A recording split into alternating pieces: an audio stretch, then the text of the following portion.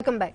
સુરેન્દ્રનગરના દૂધરેજ પુલના રેનોવેશનના મુદ્દે સ્થાનિક લોકોમાં ભારે રોષ જોવા મળી રહ્યો છે। 90 દિવસમાં પુલનું કામ પૂર્ણ કરવાની વાતો કરાઈ હતી, પરંતુ આજે 3 મહિના પછી પણ પુલ બંધ જ છે।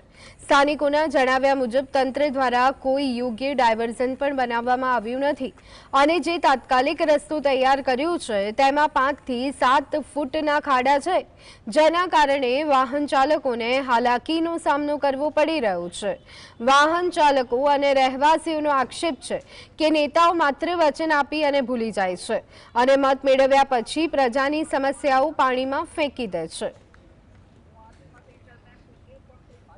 ડાયવર્ઝન એકદમ વેરી પુઅર છે અને જે ટેમ્પરરી કોઈ પણ ડાયવર્ઝન હોય એનું રોડ બનાવવો જોઈએ અને પછી ડાયવર્ઝન આપવું જોઈએ।